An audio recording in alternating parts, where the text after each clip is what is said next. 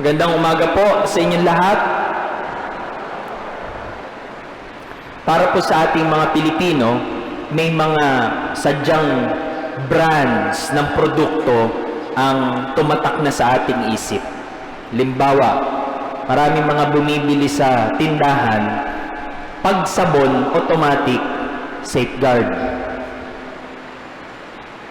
Pabili nga po ng Colgate, yung close-up. Kasi na-associate mo na, di ba? Xerox nga po. Yung Xerox, brand yun di ba? Patak yun Dapat pa-photocopy po. Makita ninyo, yung ilang mga brands ng produkto na yan ay tumatak na sa atin. Kaya na-associate na natin siya mismo dun sa produkto. Ganun kahalaga yung branding sa marketing. Kaya sa mga commercial, kailangan tumatak yung pangalan ng brand para yun agad ang papasok sa isip mo na bibilin mo. Yun ang mahalaga sa pagpapangalan. Di ba? Sa ganyan pong pangunawa natin tingnan yung naming ceremony na narinig ho natin sa ating ebanghelyo ngayon. Para po sa mga Hudyo, ang pagbibigay ng pangalan sa isang bagong panganak na Hudyo ay napaka-importante. Hindi lang ho for recall, Hindi lang din ho for posterity. Dahil naniniwala sila na sa likod ng pangalan ng isang bagong silang na Hudyo, nandoon ho yung karakter, nandoon ho yung destiny ng isang bata. Kung anong pangalan, magiging ganyan ang pangangatawan niyan balang araw. Kaya ho, tingnan ninyo kung anong pangalan ninyo. Baka ho, ang pangalan ninyo ay Marikit. Hindi man kay Marikit. Ang pangalan po ninyo ay Malakas. Hindi ka naman malakas. Ganun ho ang pangunawa. Kung anong pangalan mo, siyang iyong paninindigan balang araw. Kaya ho, maraming nagulat at nagtaka sa mga kamag-anak nila Zacarias at ni Elizabeth kung bakit Juan ang ipinangalan sa kanya. Dahil sabi ko nga po sa inyo kanina, posterity din po ang pangalan. Kung ano yung pangalan ng deceased na magulang o kaya naman kamag-anak o living na mga magulang, yun ang ipinapangalan sa bata. Kaya po, para sa kanila, dapat Zacarias ang pangalan ng batang ito para ipagpapatuloy kung ano yung ginagawa ng kanyang tatay. At ano hubang ginagawa ng kanyang tatay? Isa ho siyang saserdote sa templo. So, ang pangunawa nila, itong batang ito, dahil ang priestly function ng mga saserdote sa Jewish religion, sa templo, ipinapasa sa anak, dapat ang anak gagawin kung anong ginagawa ng tatay. Pero ito ho, nabagong bigla. Ang nagpangalan talaga ay hindi lang naman ho si Zacarias at si Elizabeth. Kung mapapansin po ninyo, ang nagbigay ng pangalan sa kanya ay walang iba kung hindi ang Diyos na ipinahayag ng anghel kay Zacarias. Kaya ho, mula dito sa aking pinaliwanag, 2 reflections para sa umagang ito. Number 1, do not allow people or other people to brand you. But only God will do that for you. Huwag mo hayaan na ibang mga tao o ang mundo sa paligid mo ang magdikta kung sino ka. Tangunin niyo yung ginawa ng mga kamag-anak. Ito dapat ang pangalan. Bakit? Ito na kasanayan natin. Pero sabi nila, Elizabeth at Zacarias, hindi. Juan ang ipapangalan sa kanya.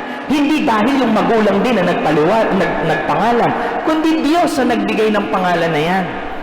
Kaya kung makikita ninyo, sa mundo natin ngayon, kahit yung mga tao sa paligid natin, ganyan na yan, tamad yung bata na yan Ikaw naman, paninindigan mo kasi nang laging sinasabi, naririnig mo sa iyong paligid. Wala nang pag-asa yan, ganyan na yan. Kasi mga magulang niya, ganito, ganyan, di ba? People will tend to brand us anyway, Kasi nasasabi ng mga tao, yun ang opinion ng mga tao tungkol sa iyo. Pero tandaan po ninyo, sa mata ng Diyos, hindi na mahalaga. At dapat hindi yun ang mahalaga para sa iyo. Bakit? Ano ang branding na mas mahalaga kaysa sa mga sinasabi ng mundo sa paligid natin? wala iba kundi yung ibinigay ng Diyos sa iyo.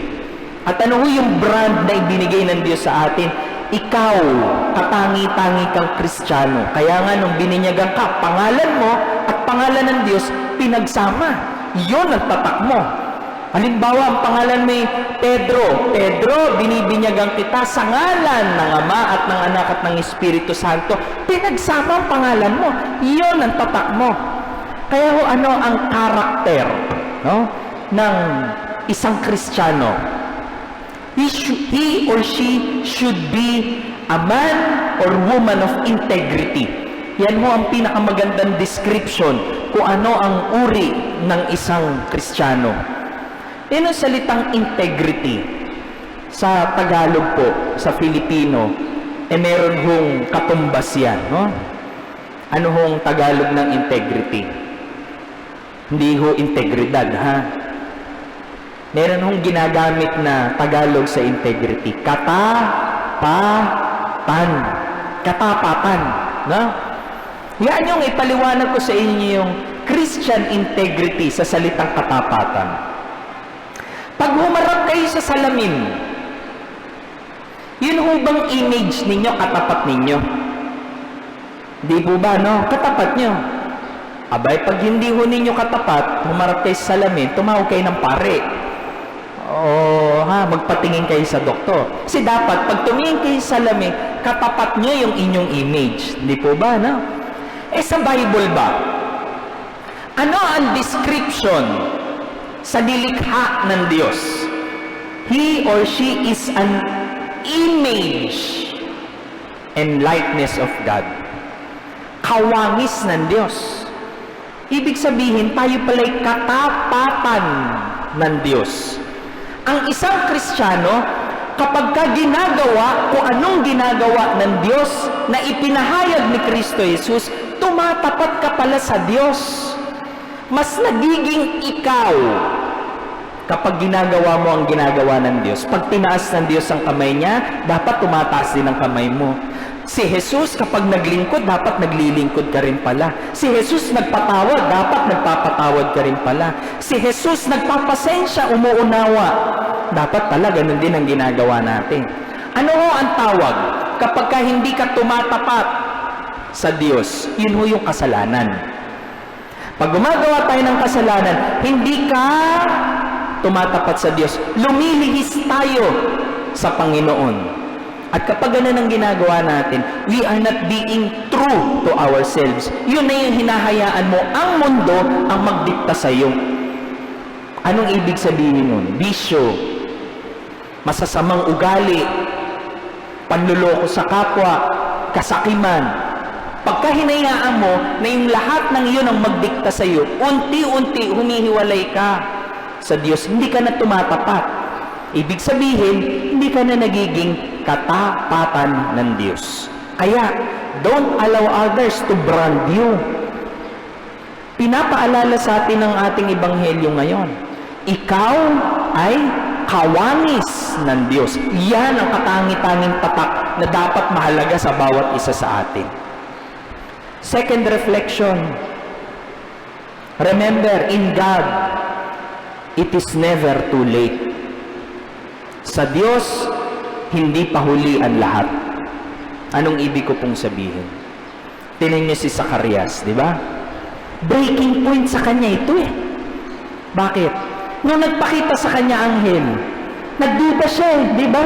Doon siya nagkamali. Bakit? Kasi akala niya, yung pagiging saserdote, kagaya nga po na sinasabi ng ikalawang pagbasa kahapon, no? Hindi mahalaga sa Diyos ang mga hain na inihahandog at sinusunog sa templo. Sino bang may trabaho noon? Si Zacarias, hindi ba? Saserdote siya sa templo. Pero anong sabi sa sulat sa mga Hebreo kahapon? Ang mahalaga ay ang pagsunod na ginawa ni Hesukristo. Yun ang nakalimutan ni Zacarias. Dahil akala niya, mahalaga, ang importante lang, maghahandog ka sa templo, akin na, bilang saserdote, susunugin ko sa harap ng Diyos, okay na, naapis na natin ng Diyos.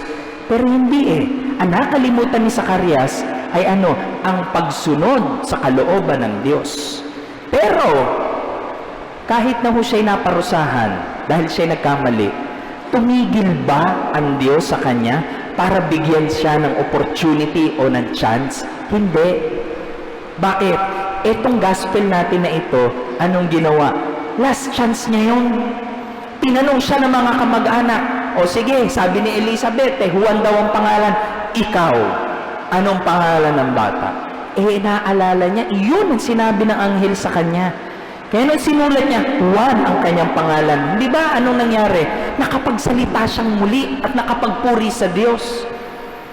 Kaya mga kapatid, tandaan nyo, ang Diyos hindi madamot sa pagbibigay ng pagkakataon sa atin. Hanggat tayo nagigising sa araw-araw, it is never too late for God. Kaya huwag din nating isipin na hanggang dito ka na lang, wala ka ng pagkakataon, no? Hindi ka na po pwedeng umunlad sa buhay pananampalataya mo o sa personal mong buhay o sa relasyon mo sa kapwa-tao, sa iyong mga mahal sa buhay, mga kamag-anak. Kung may isipin, magkagalit na kami, bahala nga siya sa buhay niya. Hindi ganun. It is never too late. Tandaan po ninyo, hanggat tayong lahat ay nabubuhay, humihinga, binibigyan tayo ng pagkakataon ng Diyos na itama ang ating ugnayan sa Kanya at sa ating kapwa. Kaya, dapat ganun din tayo sa iba, di po ba? Kung ikaw nga, binibigyan ka lang ng pagkakataon ng Diyos Sino ka para hindi magbigay ng chance sa ibang tao? Kung may nagkamali man sa iyo, baka po pwede mo pang bigyan ng isa pang pagkakataon. Baka kung nahihirapan ka maghanap ng trabaho at gusto mong sumuko na, baka bigyan mo pang isa pang pagkakataon yung sarili mo.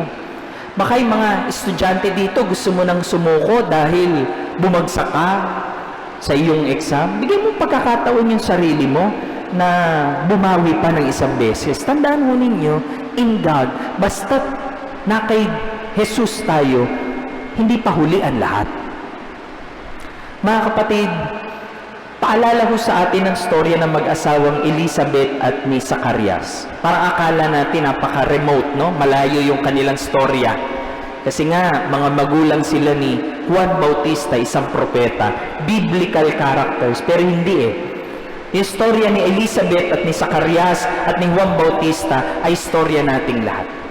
Lahat po tayo binigyan ng pangalan at sa likod ng mga pangalan nating bilang Kristiyano, meron tayong misyon. At ang misyon na yun ay manatiling tapat sa Diyos. Kaya sa mga pagkakataon na hindi tayo nagiging tapat, tandaan po ninyo, hindi pa huli ang lahat. Amen.